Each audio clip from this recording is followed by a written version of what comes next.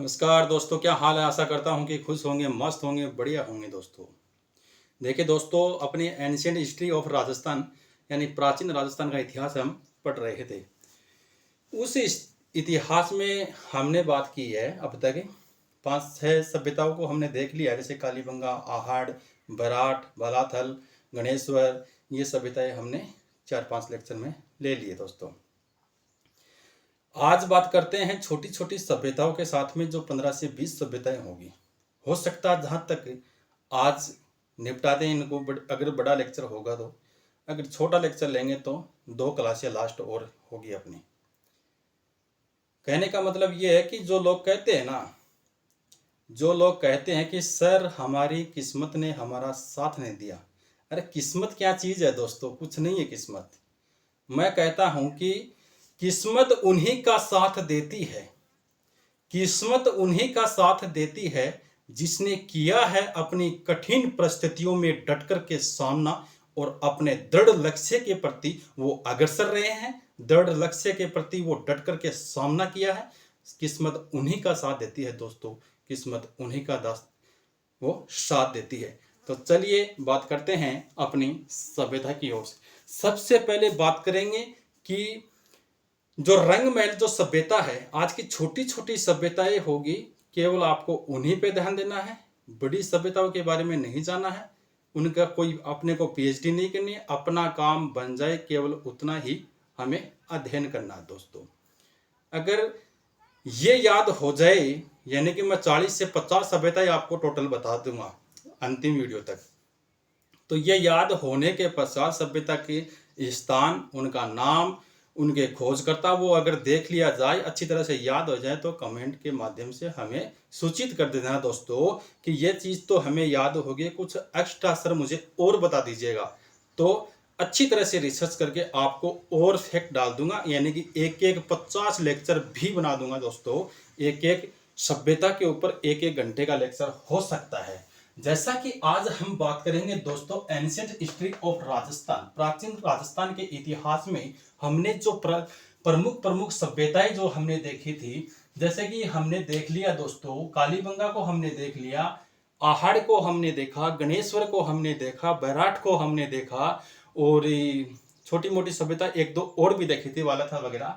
लेकिन आज जो प्रमुख सभ्यताओं में, यानी कि जो 15 सभ्यता तो प्रमुख है ही है, जैसा कि सेकंड ग्रेड में साफ साफ दे रखा है उन्होंने कि एक तो आहड़ सभ्यता, दूसरी सभ्यता उन्होंने बताया है कि कालीबंगा सभ्यता, तीसरी सभ्यता उनकी रहेगी आहड़ होगी, कालीबंगा होगी, और बैराठ सभ्यता। कौन सी?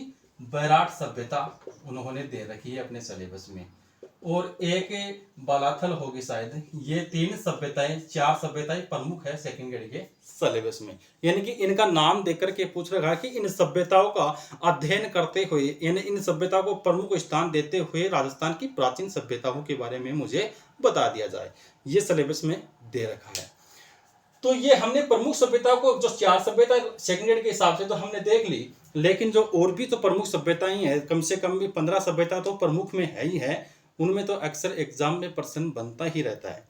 तो आज बात करेंगे दोस्तों, रंगमहल सभ्यता कहाँ है, सौंथी सभ्यता कहाँ है। जैसे कि रंगमहल सभ्यता के बारे में देख लेंगे। रंगमहल सभ्यता, सौंथी सभ्यता, गड़दड़ा सभ्यता, जोधपुरा सभ्यता, बागोर सभ्यता, बालाथल सभ्यता, नगर सभ्यता, सोनारी सभ्यता। दोस्तों ये सभ्यता जो है, ये सभ्यता होने के पश्चात अपनी 15 सभ्यताएं प्रमुख सभ्यताओं में आ जाएगी। उसके पश्चात बात करेंगे अन्य सभ्यता, जो 20 से 30 सभ्यताएं जो है वो अन्य सभ्यता छोटी छोटी सभ्यता हैं, यानी कि वो भी प्रमुख है, जहां से केवल एग्जाम में क्वेश्चन बना है आज तक। वही सभ्यता मैंने 30 सभ्यता अन्य सभ्यताओं में और डाल दूंगा। उनके अलावा भी 20, 30, 50, 60 सभ्यता और भी बनती है, जैसे छोटी छोटी सभ्यताएं बन जी। जैसे कि खेजड़ी में ये हो गया, अपने बालाथल में ये हो गया, छोटी छोटी सभ्यता, छोटे छोटे गांवों में सभ्यता, लेकिन उनका कुछ महत्व नहीं है दोस्तों। जितनी इंपॉर्टेंट सभ्यता थी वो मैंने 50 सभ्यताओं में प्रमुख सबको सटा दूंगा, देख ही ले जाए। देखिए दोस्तों, रंगमहल सभ्यता जो है कहाँ है। रंगमहल सभ्यता कौन सी सभ्यता? रंगमहल सभ्यता स्थिति अगर देखा जाए दोस्तों, इनकी रंगमहल सभ्यता हनुमानगढ़ में कहाँ है? स्थिति देखें तो हनुमानगढ़ में। आपका प्रश्न होता है कि दोस्तों खोज किसने की सर, इसकी रंगमहल सभ्यता की खोज अगर पूछा जाए तो हन्नारीड साहब ने की थी। किसने की? तो हन्नारीड महोदय ने इसकी खोज की थी, जो स्वीडन का नागरिक था। कहाँ का था? जो स्वीडन का था। स्थिति हनुमानगढ़ में हो गई अपनी। हन्नारीड ने इसकी खोज की दोस्तों, और रंग महल जो है हनुमानगढ़ में है। और स्थिति कहाँ है? स्थिति हनुमानगढ़ में है। खोज हन्नारीड साहब ने की, जो कहाँ के थे? स्वीडन के थे दोस्तों। अब बात करते हैं नदी, और नदी कौन सी है? तो सरस्वती नदी। कौन सी नदी बहती है यहाँ पर? किस नदी के किनारे हैं? तो सरस्वती नदी के किनारे। और गुरु शिष्य की यहाँ से प्रतिमा हमें देखने को मिली है दोस्तों। सबसे इंपॉर्टेंट क्वेश्चन यही होता है, ये कुछ नहीं है। केवल अगर देखा जाए पशु परिचर के हिसाब से इतना देखना है अपने को कि रंगमहल जो सभ्यता है वो हनुमानगढ़ में है। पशु परिचर वाले तो ये याद कर लेना। दूसरी बात यह है कि L2 वाले जो विद्यार्थी हैं, L1 वालों को यह देखना है कि रंगमहल सभ्यता की खोज किसने की। तो L2 वाले ये देख लो कि हन्नारीड साहब ने इनकी खोज की, डॉक्टर हन्नारीड, जो स्वीडन देश के थे। L2 वाले ये देख लेना इतना थोड़ा सा डीपली। फिर अगर और भी डीपली जाए तो सेकंड ग्रेड वाले ये यहां से ये देख लेना कि रंगमहल जो सभ्यता है, यहां से गुरु और शिष्य की हमें प्रतिमा देखने को मिली है दोस्तों। किसकी? तो गुरु शिष्य की प्रतिमा हमें रंगमहल सभ्यता हनुमानगढ़ से देखने को मिली। नदी कौन सी है? सरस्वती नदी। ये इतनी ही 4 बातें आपको याद रखनी है, 5वीं बात पे आपको ध्यान नहीं देना। अगली सभ्यता जो है सौंथी सभ्यता देखना है। आज की दूसरी सभ्यता अपनी जो होगी वो है सौंथी सभ्यता। और सौंथी सभ्यता दोस्तों बीकानेर में है। कहां है? सौंथी सभ्यता की बात करें तो ये बीकानेर में है। कहां है? बीकानेर में। इतनी बात याद रख लियो पशु परिचर वाला तो, कि सौंथी सभ्यता कट्ठे है तो बीकानेर में है। अगर नदी था ना पूछे तो बाई सरस्वती नदी कन्नो है। अगर इको उपनाम पूछो जा सौंथी सभ्यता तो कालीबंगा फर्स्ट इसका उपनाम था। क्या था? कालीबंगा फर्स्ट इसका उपनाम था। खोज किसने की? तो एघोस ने इसकी खोज की। ये बात आपको याद रखना है। तो लिख लो, खोज एघोस किसने की? एघोस वही है कालीबंगा वाला है। एघोस, अरविंद घोष। एघोस। नदी पूछे तो सरस्वती। कौन सी है नदी? सरस्वती नदी। उपनाम पूछे तो कालीबंगा फर्स्ट। कालीबंगा सेकंड कौन सी थी? कालीबंगा हनुमानगढ़। फिर ठीक है, उपनाम फर्स्ट।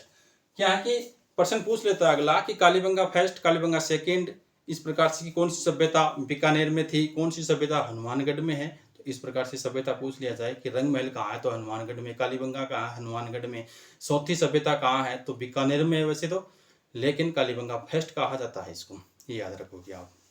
आगे देखो, गड़दड़ा सभ्यता। गड़दड़ा सभ्यता है, मैंने आपको कहा था कि बिल्कुल 2-2 लाइनें ही बताऊंगा मैं इन सभ्यताओं का बस। तो गड़दड़ा सभ्यता लिखो, बूंदी में। तीसरी सभ्यता आज की जो है वो है गड़दड़ा सभ्यता। गड्ढा में लिख देना दोस्तों, गड़दड़ा सभ्यता। और कहां है? बूंदी में। यहां से क्या अवशेष हमें देखने को मिला, आधार तक क्या ये सभ्यता के बारे में विशेष क्या है? तो गड़दड़ा सभ्यता से क्या है? रॉक राइटिंग पेंटिंग के अवशेष मिले हमें। ऐसे rock writing painting rock riding painting के अवशेष हमें यहाँ से देखने को मिले।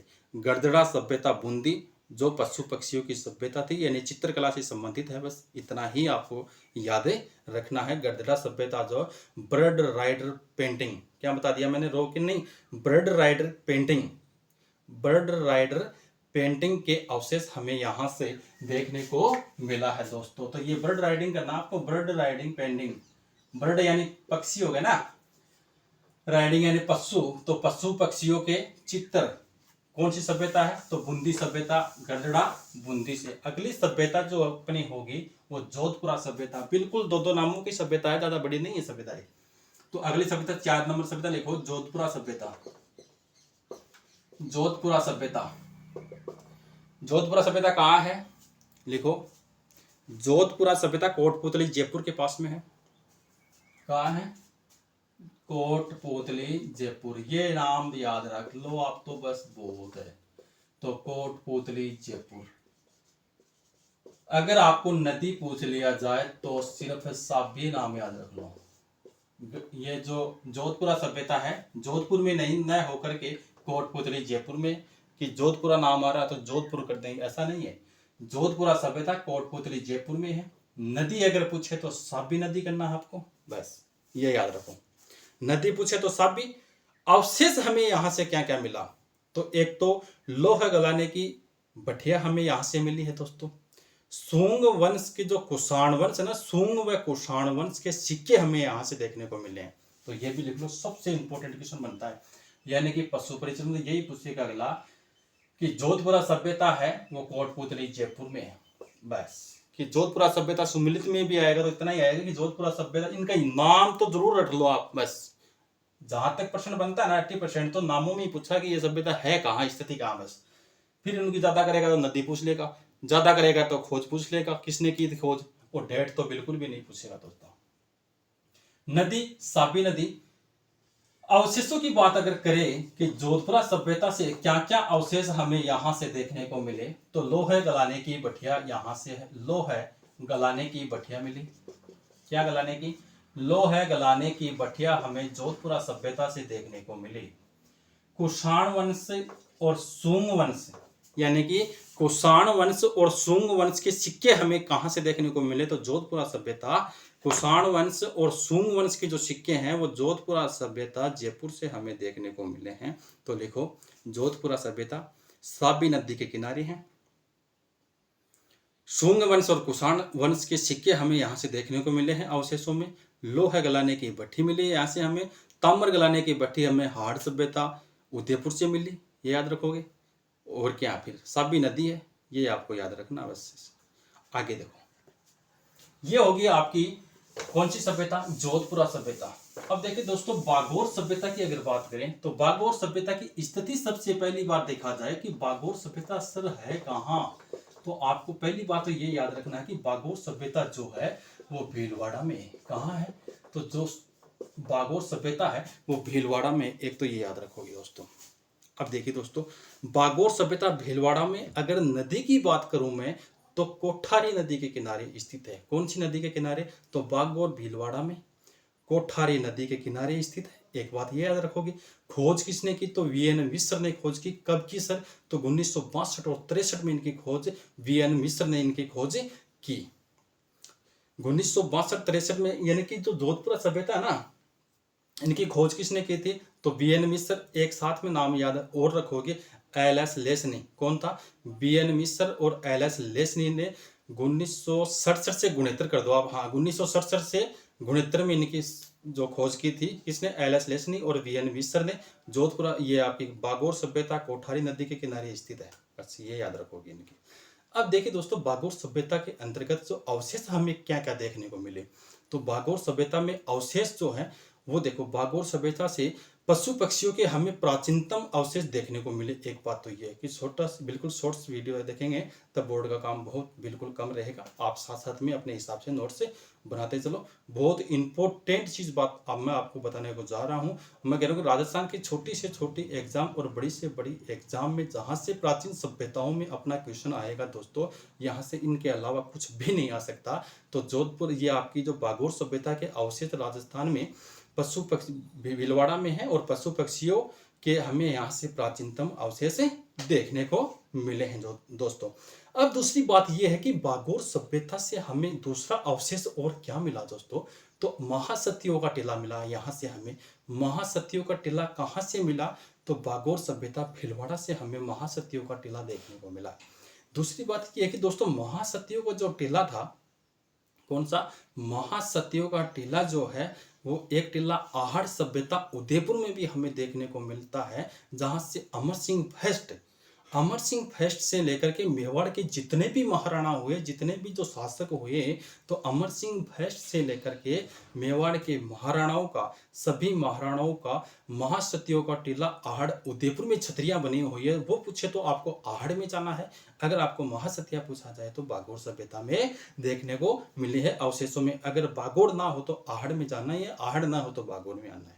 ये बात आपको याद रखनी है दोस्तों। अगली सभ्यता जो अपनी रहेगी कौन सी, बागोर हमने देख लिया दोस्तों, बालाथल सभ्यता। तो बालाथल का एक ही नाम याद रखना आपने को, छठवीं जो सभ्यता है आपकी, तो बालाथल सभ्यता। कौन सी सभ्यता, तो बालाथल जो सभ्यता है, बालाथल सभ्यता उदयपुर में है। कहाँ पे है, तो दोस्तों बालाथल सभ्यता आपकी उदयपुर में। एक बात ये याद रखोगे कि बालाथल कहाँ है, उदयपुर में। अगर आपको नदी पूछा जाए तो बनास नदी तथा बनास की सहायक नदियों के किनारे स्थित है। कहाँ है कि बालाथल जो सभ्यता है वो उदयपुर में है, बनास तथा बनास की सहायक नदियों के किनारे स्थित है। और इसकी खोज किसने की, तो बी.एन. मिश्र ने इनकी खोज की। कब की, 1962-63 में इनकी खोज बी.एन. मिश्र ने की थी दोस्तों। बस ये इसमें आपको याद रखना है दोस्तों। अच्छा, बालाथल सभ्यता से एक प्रमुख विशेषता और याद रखो कि 11 कमरों वाला एक विशाल भवन हमें कहां से देखने को मिला, तो बालाथल सभ्यता उदयपुर से एक 11 कमरों का विशाल भवन देखने को कहां से मिला, तो बालाथल सभ्यता उदयपुर से 11 कमरों का एक विशाल भवन हमें यहां से देखने को मिला दोस्तों। 11 कमरों का विशाल भवन जो है हमें कहां से देखने को मिला है, तो बालाथल सभ्यता उदयपुर से 11 कमरों का एक विशाल भवन हमें यहाँ से देखने को मिला है। अगली सभ्यता जो अपनी होगी वो नगर सभ्यता टोंक है। नगर सभ्यता, तो यहाँ से मालव जनपद के सिक्के मिले हैं।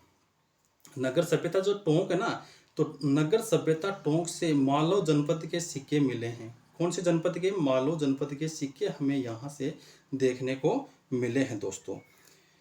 अब मालव जनपद के सिक्के, अगर इनकी राजधानी पूछ लिया जाए कि नगर सभ्यता जो टोंक है उनकी राजधानी कहाँ है, तो नगर करना आपको मालव प्रदेश जो वर्तमान में कहाँ है, नगर में है दोस्तों। ये बात याद रखना हो।